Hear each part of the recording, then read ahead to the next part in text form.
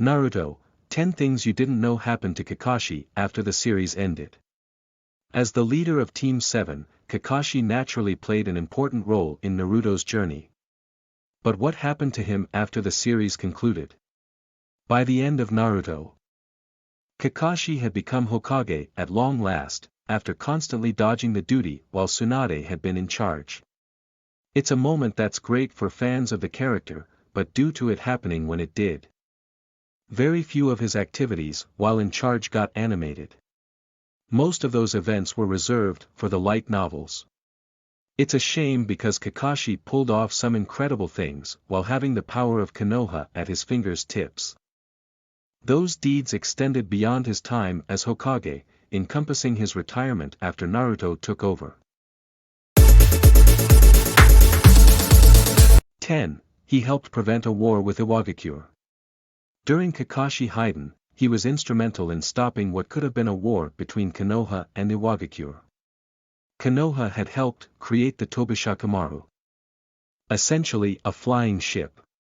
The ship was overtaken by a terrorist organization that was hellbent on freeing their leader from the blood prison. Inoki gave Tsunade the mandate to handle the issue, or else he would take matters into his own hands if it crossed into Iwagakure territory. Kakashi managed to avert disaster with the aid of Kahayo, one of the former terrorists. 9. He helped elect a new warden of the blood prison. Aside from saving the day, Kakashi also made his first big decisions as the new Hokage within the pages of Kakashi Hiden. He spared Kahayo's life and instead had her become the new warden of the blood prison. Her chains of ice jutsu made her the apt choice, as they would render any attempted escapes useless. It also showed the type of Hokage he was going to be, as he chose to give Kahayo another chance rather than condemning her to death. 8. He pardoned Sasuke. Obviously, Sasuke was pardoned given the fact that he has Sarada with Sakura over the blank period. What was never shown in the anime was that Kakashi was the one who pardoned him, which came at the tail end of Kakashi Hiden.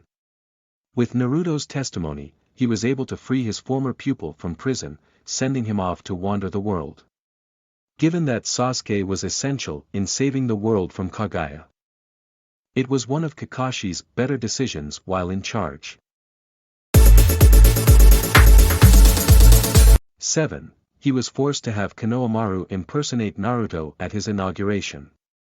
Leave it to Naruto to miss his inauguration, but for once, it wasn't actually his fault as he was knocked out at the time. It still forced Kakashi into scramble mode, in which he asked Konohamaru to impersonate Naruto so the proceedings could continue. It surprisingly worked and showed how quick a thinker Kakashi is. No problem makes him wilt under pressure. He always stays cool and calm, traits he often showed off in the series. 6. He created purple electricity. Kakashi's big development post-Naruto was his use of purple electricity. It's used a few times in Boruto and shown to be highly effective. It's his replacement for the Chidori, an ability he can no longer use with much success due to his loss of Sharingan. He's capable of modulating its power, using it as a death blow to foes he deems as threats, or having it work more like a stun gun. It can even be shot out from a long range. 5. He made it rain through purple electricity. In Kakashi Hiden, he wasn't able to save the day by himself. He needed his former enemy, Kahayo's help. With her ice, she was able to slow the descent of the Tobishakamaru enough that its landing wouldn't kill them both. However, she needed moisture to do this, forcing Kakashi to make it rain from the sky. He did that by launching his purple electricity skyward, piercing a rain cloud that hung above. For a series with some outrageous feats, that ranks up there. 4. He battled a creature named Nu. Nu was a creation of Root, a yokai created to be the ultimate weapon, even greater than the tailed beasts. The project was spearheaded by Tanuki Shigaraki and passed on to his daughter Samaire. Originally, Nu was made to help protect Konoha, but after Danzo's death, Tanuki grew to resent the village for betraying his mentor. That led to its release on the village, proving strong enough that Kakashi could only hope to barricade it in rather than outright defeat it. 3. He helped take down a Jashin cult that kidnapped travelers.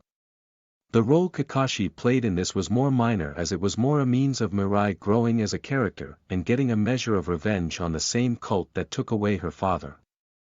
Ryuki was the leader of a cult that followed Jashin, who were kidnapping and attempting to sacrifice victims to their god in hopes of gaining immortality as Haiden did.